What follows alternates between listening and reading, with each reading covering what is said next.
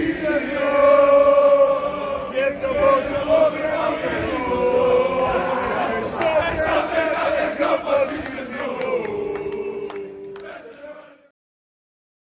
and welcome to this week's edition of wiKOPedia, where we'll be talking about Roberto Firmino Barbosa de Oliveira, otherwise known as Bobby Firmino, Liverpool's number 9. So, Steve, let's get straight into it. Bobby Firmino didn't particularly hit the ground running at Liverpool, did he?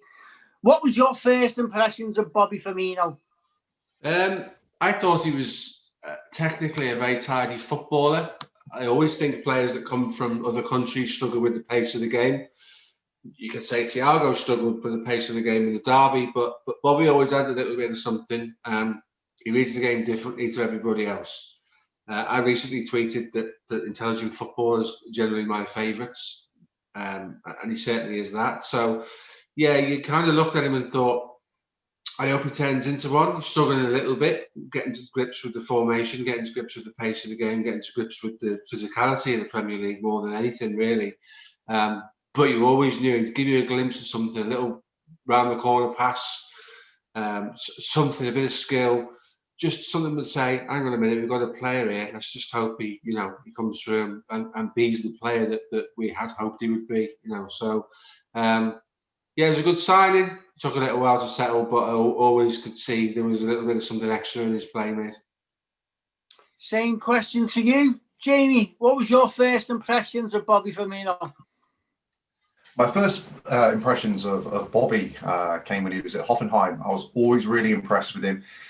He seemed to be one of those really effective players, but almost no frills.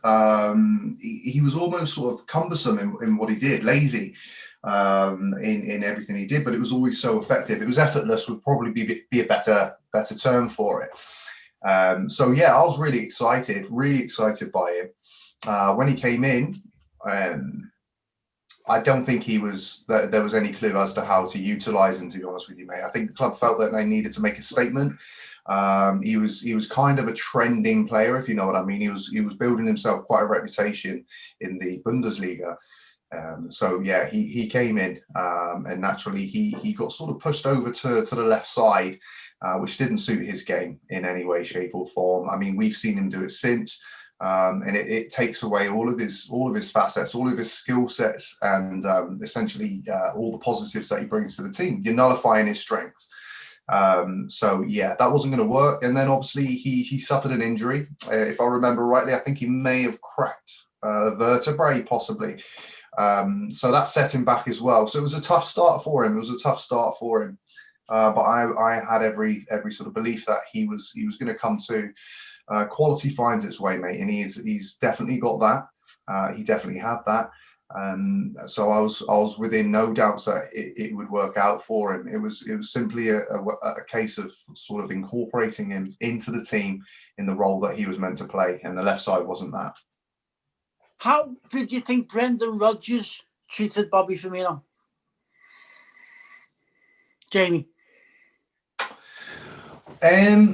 Look, I've got some opinions on Brendan Rodgers, to be honest with you. I'm not one of his biggest fans. I know he sort of provided us with some good moments, but him as an individual, and some of his management techniques, I wasn't a massive fan of. There may be people out there that will disagree with it, but that's just how I feel.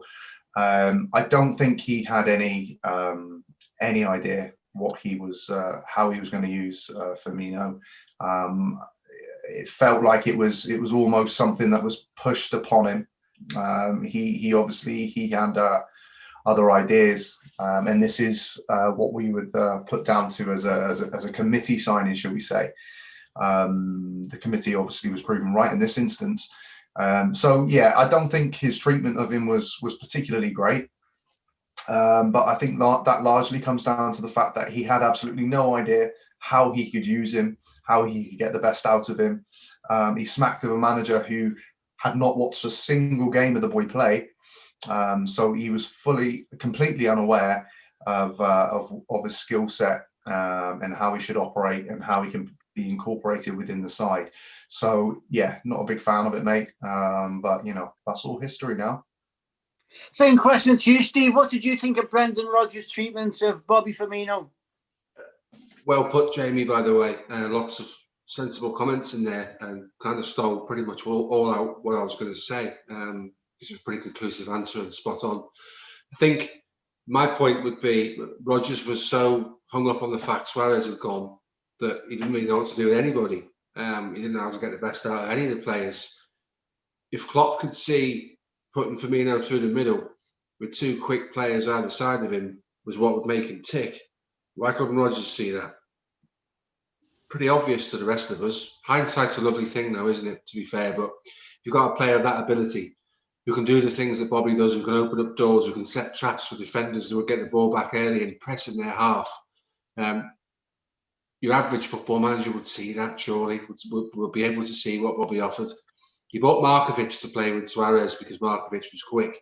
Suarez left. He did not know what to do with Markovic. I feel sorry for that bloke. Came to the club for good money, never got off the ground. And the thing we're remembering for is getting a red card for poking someone in the eye whilst running away from them. So, you know, difficult situation for Bobby under Brendan. And thank God we got Klopp. We've already touched on that, but thank God we did. He has a way of getting the best out of all of the players. Firmino's no different in this case. Rodgers was, I like Jamie's share opinions on Rodgers, which are not always positive. I just don't think he had any idea what to do with him. And he certainly didn't sign him. Certainly a transfer committee signing. They'd identified a player that would be a return on investment if we ever chose to sell him, because he would only get better at Liverpool. And it was presented to Rodgers, and Rodgers had no clue what to do with him. Sticking him out on the left, absolute waste of time. So the good thing is he didn't stay that way. We got the manager that got the best out of him, and he's been pivotal in all of the successes we've had. And yeah, it's been very good since. But he didn't know how to use him. Was there a goal or a match, Steve, where you realised or noticed this guy's going to make it here? This guy's going to be a big player for us.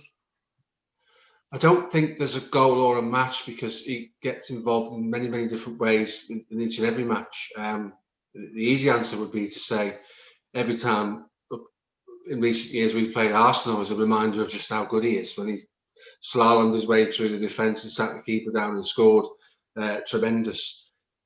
I alluded to it in the first question. I like intelligent footballers. I don't watch the ball. I'm not a ball watcher. So I take some time to watch what players do. Take some time to watch how they bend their runs, who they put pressure on, what traps they're setting. He was doing things that we'd not done as a football club right from the off. And to be fair, his level of intelligence is absolutely ridiculous.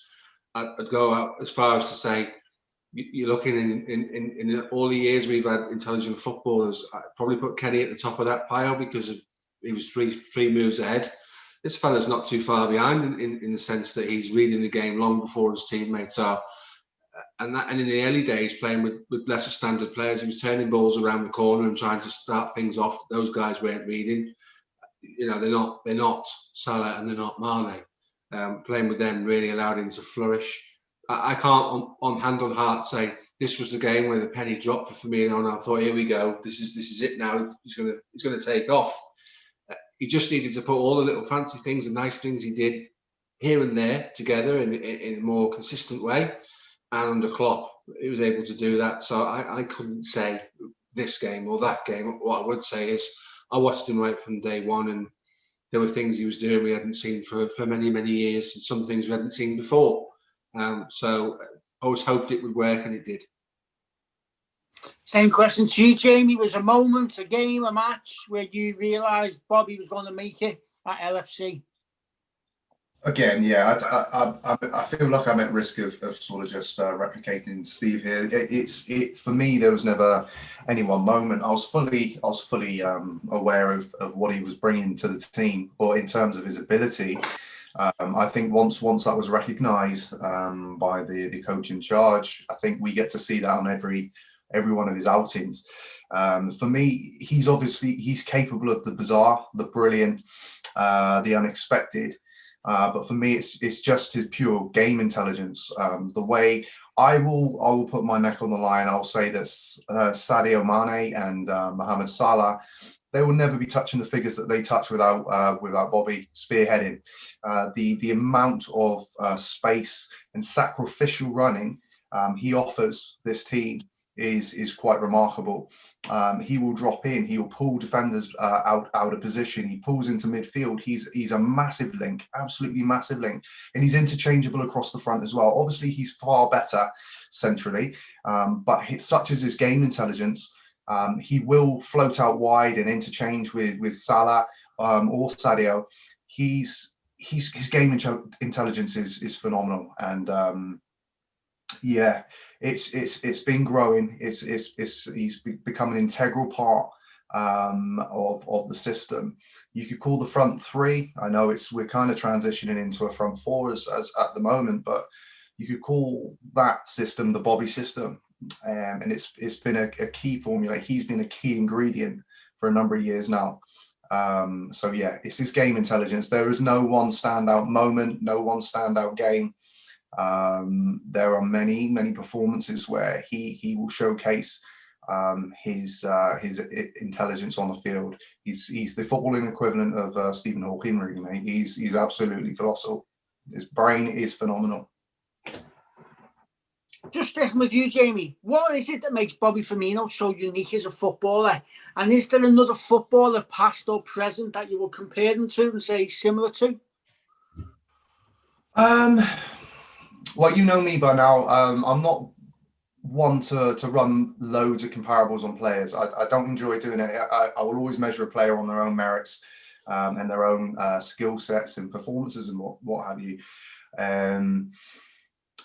It's a tough one because he does a little bit of everything, but he does everything pretty damn well. You know, it's his work ethic, you know, from a front line. But he will operate as a centre forward.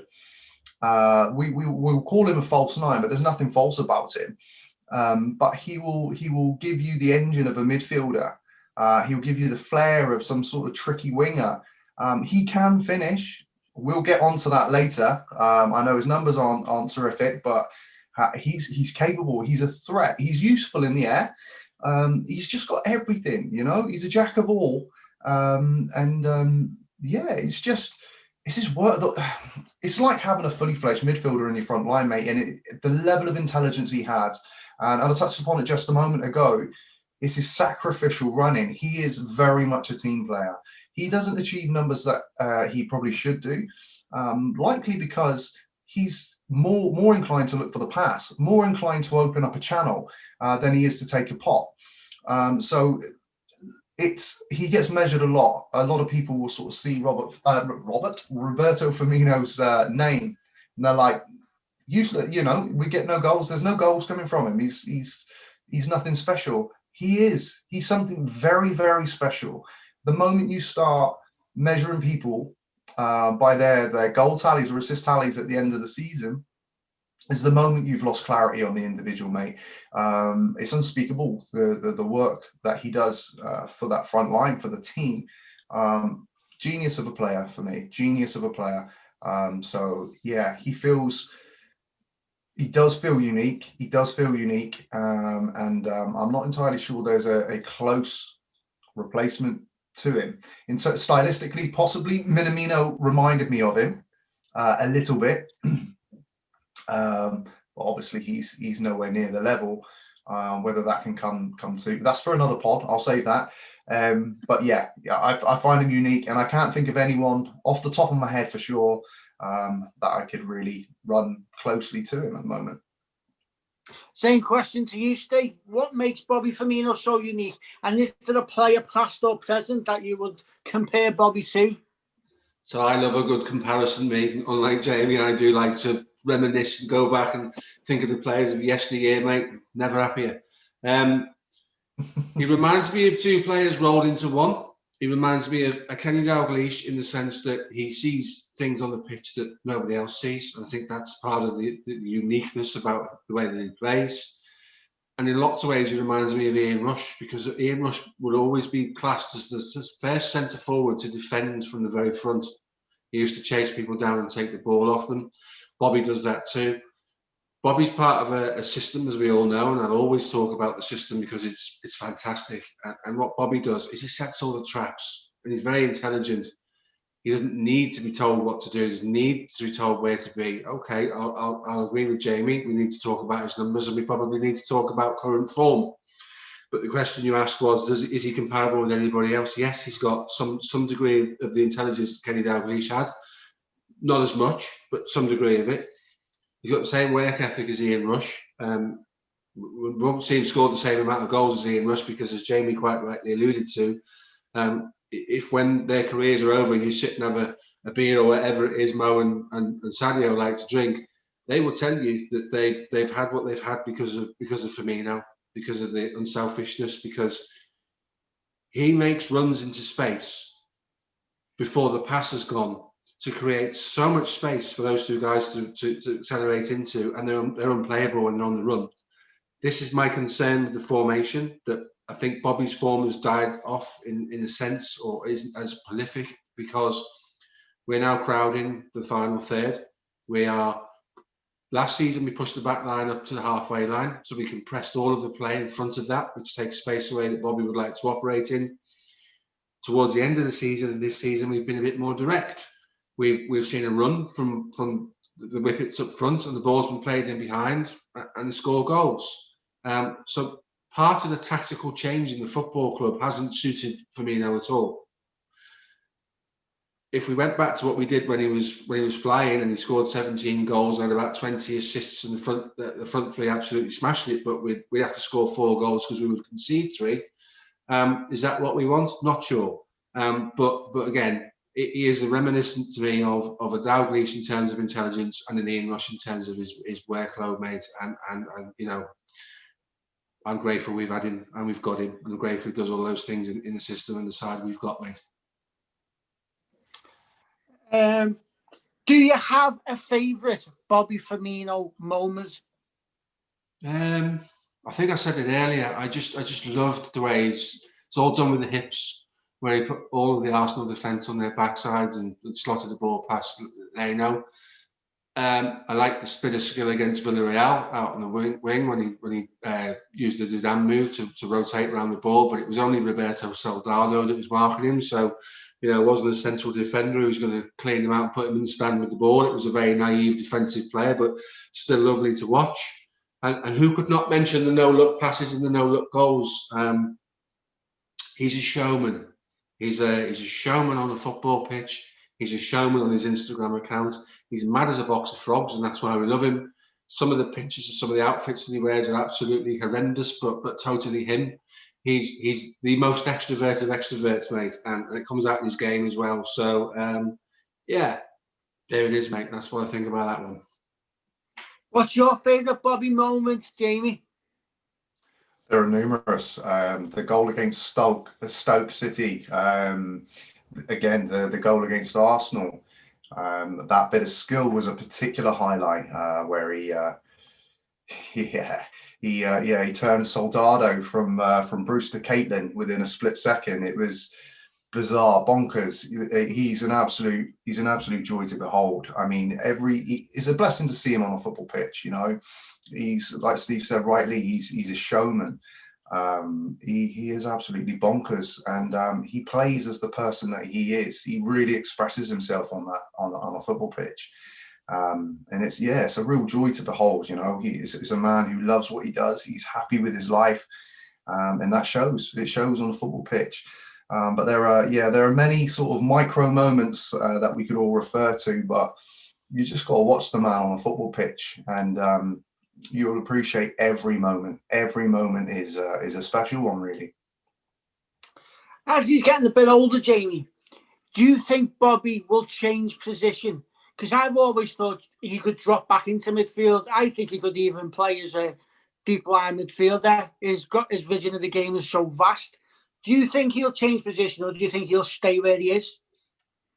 I don't think too much will change with him, to be honest with you. I think he's sort of been familiar. I know he's got history early doors. He sort of grew up as a central defender, which will help in terms of his vision and all those bits and bobs.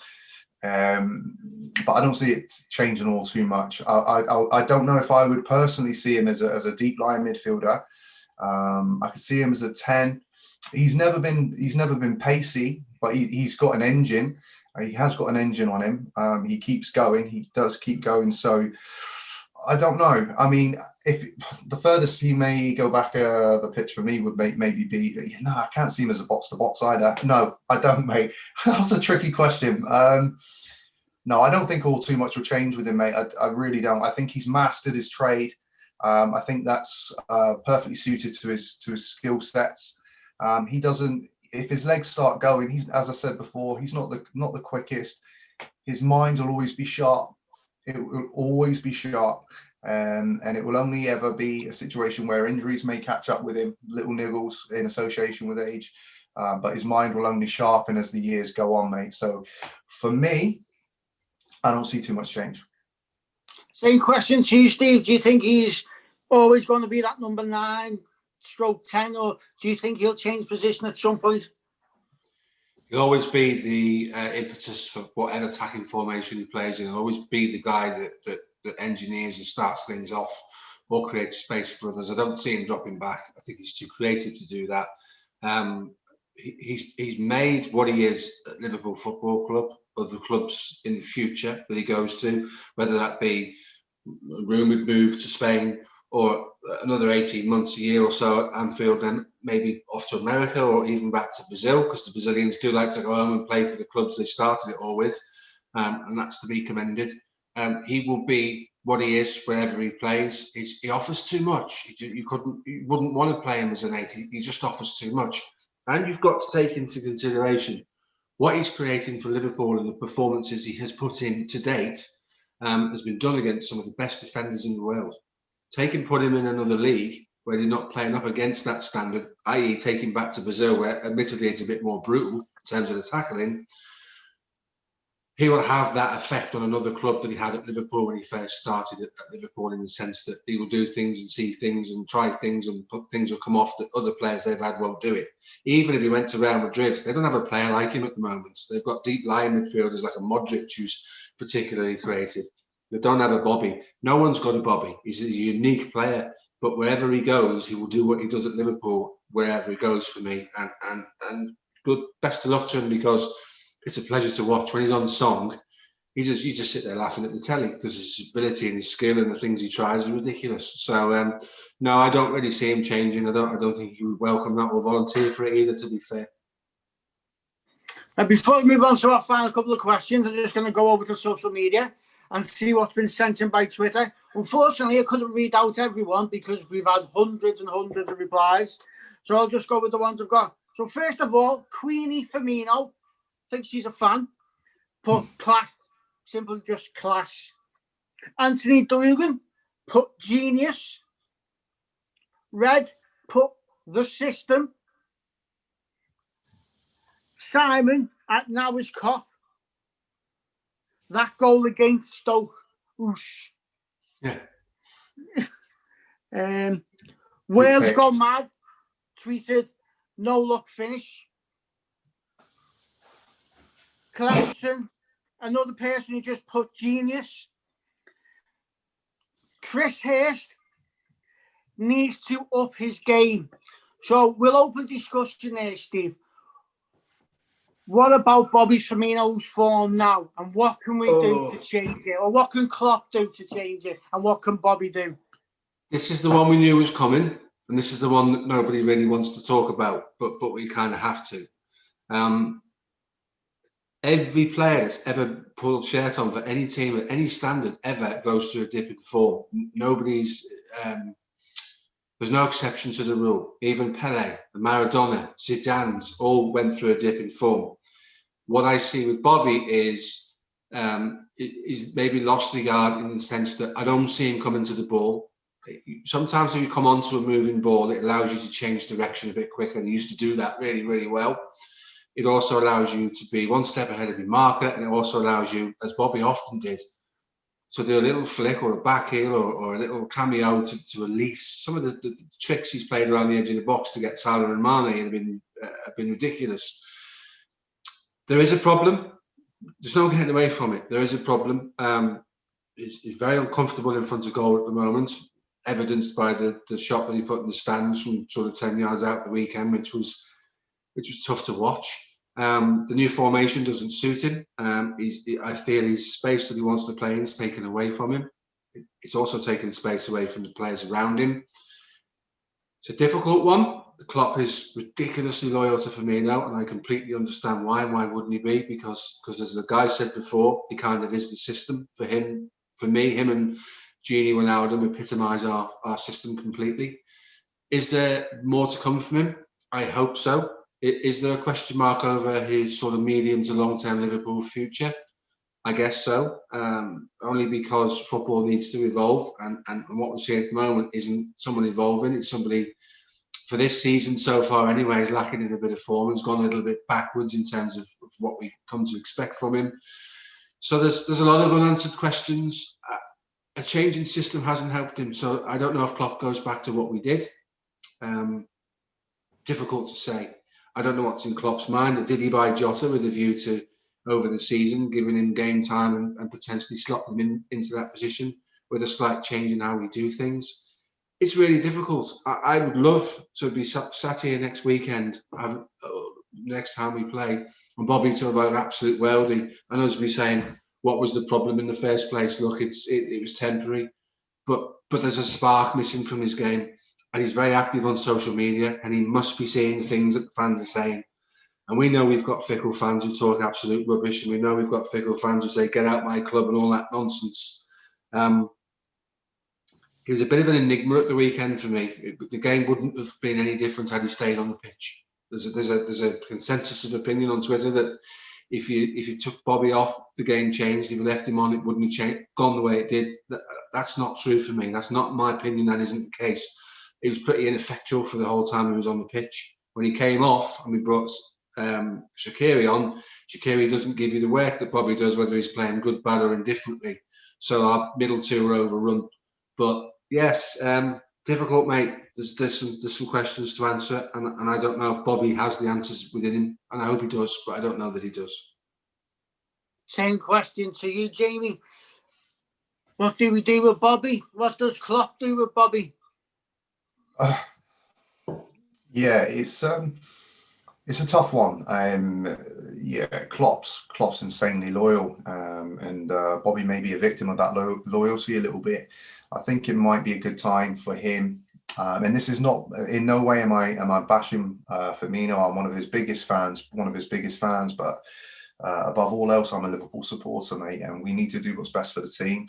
And right now, potentially, it might be a good time for him to maybe have a little bit of a break, sort of get that sort of feeling like, I am droppable. I need to look at something. I need to work. I'm not suggesting for a moment that he's a bad trainer or any of those sort of things, but sometimes I think you need a reality check. You need some accountability. If you're off the boil, you've got to come out, mate. You've got to come out. You've got the likes of Jota who are on fire, mate. I do not like the 4-2-3-1. I don't like it. I don't think it works for any of the front line, to be quite honest with you. But it does impact Bobby, and I know he will predominantly drop in and be that link between the midfield and the front three. But the ball's not even sticking, mate. He's not turning with the ball. His passing's off. There is everything about Bobby that makes Bobby.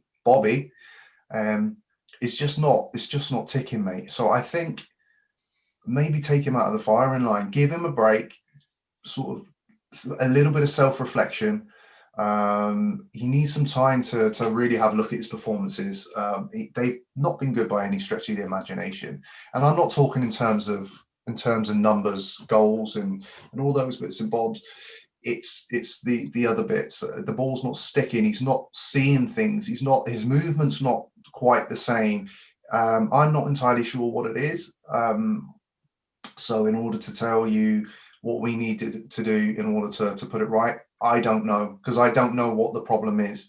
But I think maybe to pull him out will encourage a little bit of self-reflection, as I say, and might sort of eke out a little bit more in training, and see if we can sort of go again, because he is a massive miss, you know. But we just having Bobby Firmino on the back of a shirt isn't enough. We need the player, mate, because when he's on song, he's majestic and he brings the best in everybody. So we need him back. And so, yeah, how are we getting back? $1 million question. I do not know. But right now, I would suggest giving him a break and maybe going with the alternative three of Jota, Mane and Salah. Back to Twitter. Christopher Dyers, best in the world. Prince Zander, Hunt doing the roly-poly to celebrate winning the Champions League. So following on from that tweet then, Jamie, what's your favourite Bobby crazy moments? I don't know, goal celebration or... Again, yeah, what do you go with? There are so many of them. I think he's just fun to watch, isn't he? He's really fun to watch. He's done some weird things on social media as well. There's just so many. It's difficult to look beyond his celebrations. They are very, very unique.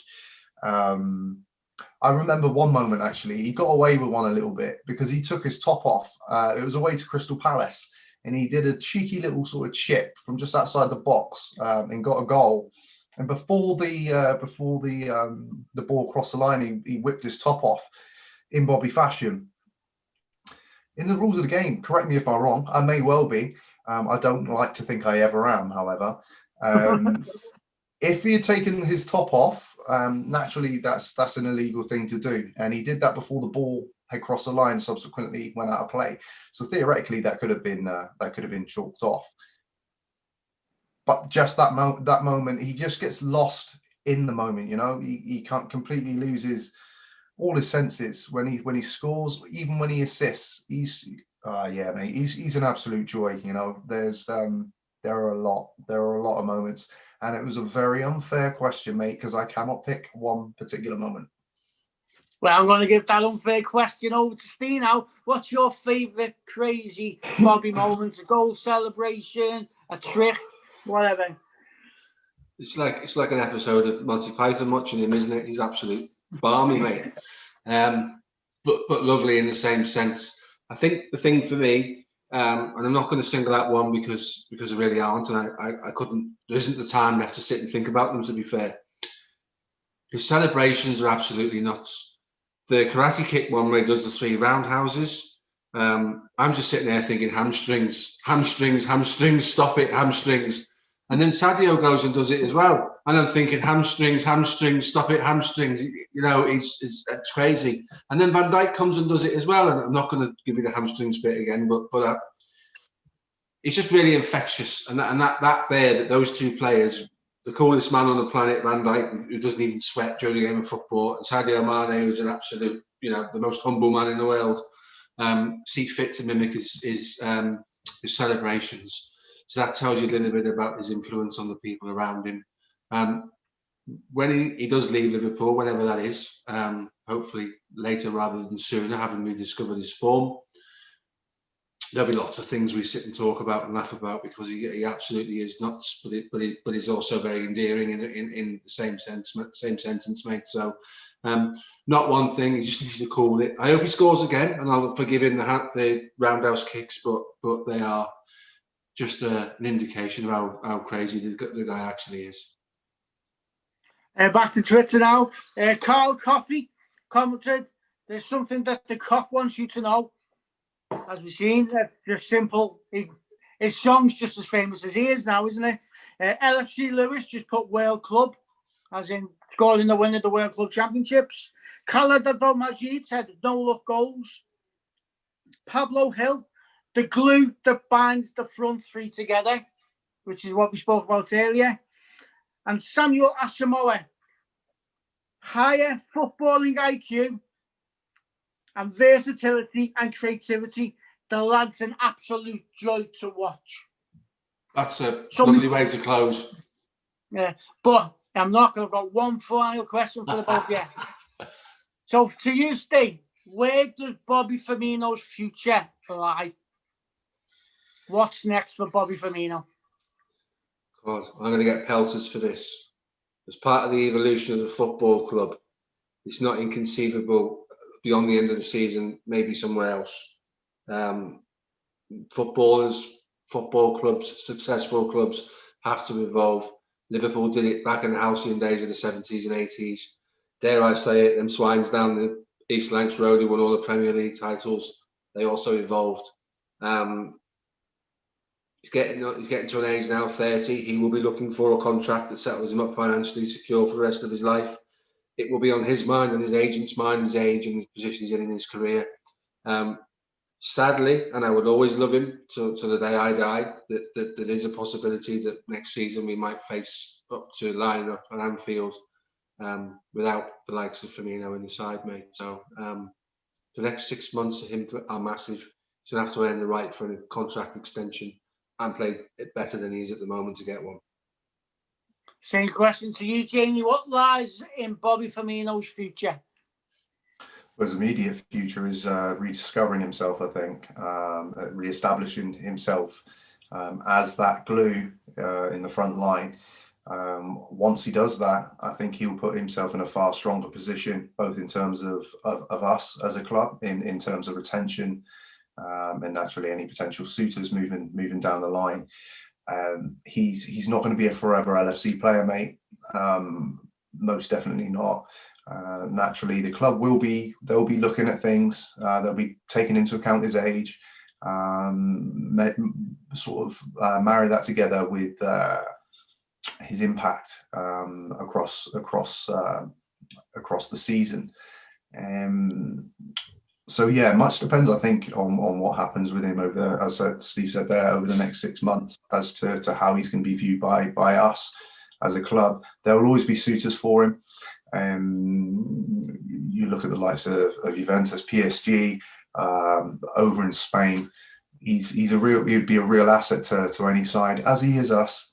But yeah, it's whether he's getting to a stage personally himself where he may need some sort of new surroundings, freshen things up for himself.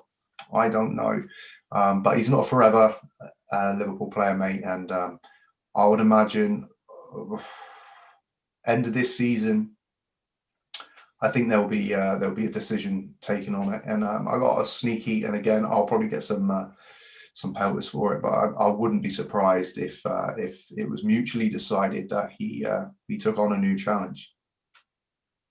All right, thank you very much, guys. And that's the end of this episode. If you've liked what you've heard, please pop on over to Apple Podcast, drop us a 5-star rating and a little review because it really helps us. Thanks very much, lads.